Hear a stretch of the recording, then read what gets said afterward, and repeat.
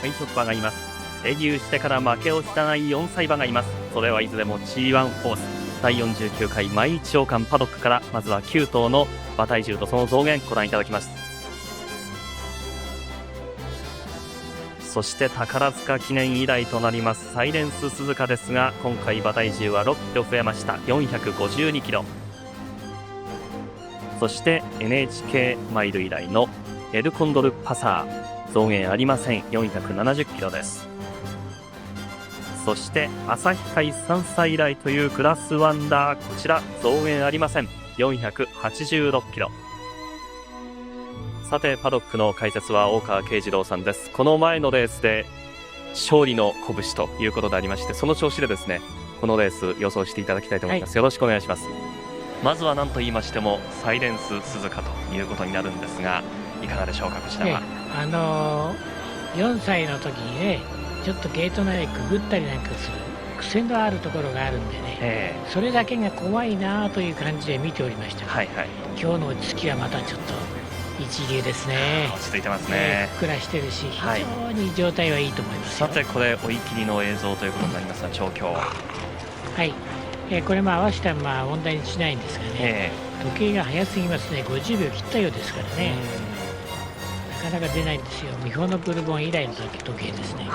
今回のプラス6キロ、これはどうご覧になりますか。これはですね、やっぱり休み明けだしね、天皇賞が100点の状態で出そうという厩舎側の思惑があるから、少しふっくら作ってきたというところじゃないですか。わかりました。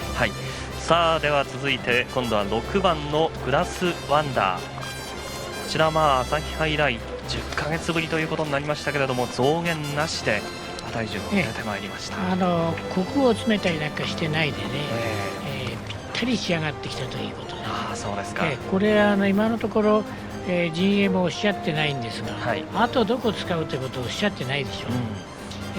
ですからこれから考えるんですが、とにかくこのレース、このレースに全力を尽くして、連勝中のサイレンスに向こうに回そうと。これ二段調教でしてね、最近に一旦馬が潰れましてね、その後で待ってたらまたもう一遍合わせるんですよ。いやすごい迫力ですね。そうですか。さあこれそのままね、その調教の調子出してくるとまた楽しみなところです、グラスワンダー。さあそしてマイルカップではそのグラスワンダーとの無敗対決は実現はしなかったんですけれども、 G1 ホースエルコンドルパサー、こちらも増減ないんですよね。増減ないですけども、3頭の中ではちょっと落ちるなという感じがする。そういう印象なんですか。馬に張りがもう少し欲しいですよね、筋肉にね。ですからちょっとそういう点が心配だなというところです。こちらもではちょっと調教の映像をご覧いただきましょうか。これもう並んでからなんですよ。相当後から行ってるんですよ。けど1位入りましてね、やっぱり素晴らしいなという、この抜けてくる時の反応がすごいですね。キャンターになってこういうふうに速い調教をするとこの馬の良さが出るんですね。しかしちょっとやっぱり気になるという、3頭の比較でね、3頭の比較ではね、ということでこちらが今3番人気ということになります。史上最も鮮烈なグレード2、そんな呼び声高い一戦となったのがこの年の毎日王冠。2頭の若き才能を絶対のスピードで餌食にしてみせた馬、サイレンス鈴鹿が主役を務めた戦いである。秋の G1 ロードに向かう馬たちが夏を越し、その仕上がりと成長を競い合ってきた毎日王冠。一番人気には凄まじい逃げで無敵の連勝街道を勝ち歩んできたサイレンス鈴鹿。安城はこの馬を手の内に入れた天才ジョッキー武豊。その怪物に完全と挑戦状を叩きつけたのが2頭のスーパー外国産馬だった。朝日杯以来骨折休養明けのグラスワンダー。一方の U はグラスワンダーの休養中、この府中でマイル G1 のチャンピオンとなったエルコンドルパサーである。まさに G1 級の観衆13万人が見守った3頭の対決だが、結末はやはり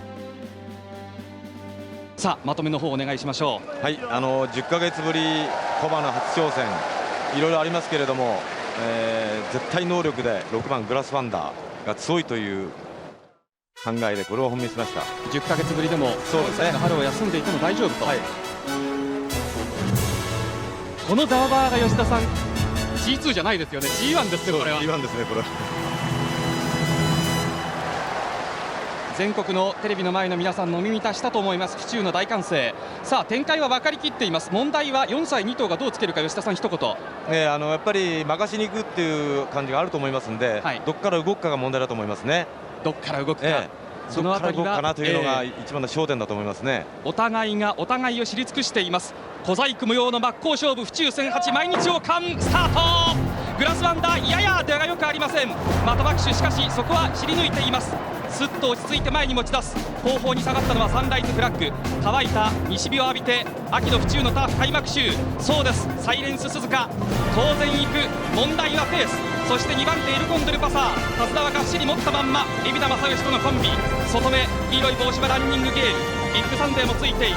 2番手は3頭有力馬をマークの形か。その後ろ KMO 嵐が真ん中からじわっじわややかかり気味か。その外にいるグラスワンダー、早くも盛り返している的場仁との信頼の絆。そしてクレストシンボリが後方、その後ろが2頭置いて8番のワイルドバッハ、後方1頭離れましてサンライズブラックという格好です。問題はペースですが3コーナーのカーブ、ここまでの 800m をサイレンス鈴鹿それほどちぎってはいない。45秒の後半から46秒というペース。5馬身ぐらいのリードで武豊とサイレンス鈴鹿の逃げ。2番手はランニングゲイルだ。そしてビッグサンデーだ。エルコンドルパサー、しかしその外からはグラスワンダーが早めに出てきた。大木明の向こう側。さあどうだどうだどうだ。サイレンス鈴鹿に詰め寄ってきたのは外グリーンの帽子グラスワンダー、的場仁600通過が1分10秒。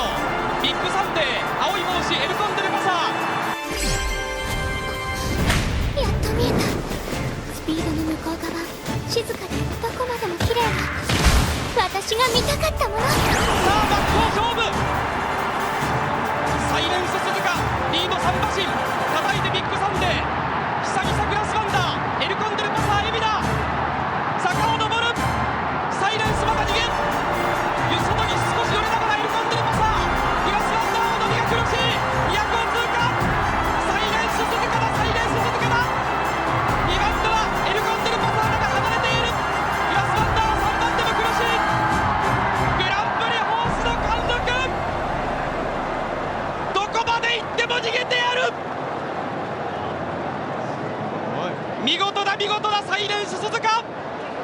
天皇立て本番に向かって視界よし。時計が1分44秒9、上がり3ハロン35秒1。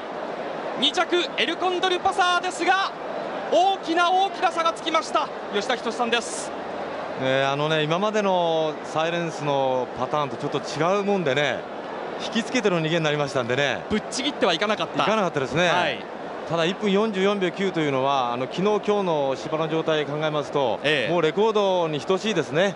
レコードはネイハイシーザー4年前の1分44秒6ということで、今夜3秒足りなかったんですが、当時と比べますとかなり時計もかかっていますしね、両方とはいえね、エルコンドルパサーとは2馬身半ほどの差なんですけれども、もしかするとそれ以上の貫禄小馬のね、見せつけられたかもしれないなと。そしてグラスワンダーは5着のところに馬番が上がっています。無敗の外国産馬2頭に土をつけた圧倒的な力の違い。終始桁外れのスピードで駆け抜け、後の凱旋門賞準優勝馬が2馬身2分の1に迫るのが精一杯という完璧無比のレースに、スタンドは G1 以上の旋律を覚えた。5連勝で天皇賞への最短切符を手にしたサイレンス鈴鹿。その逃げ足は天が特別に授けたとしか思えない勝利の公式そのものだった。そして間もなくその公式は永遠に封印されることになる。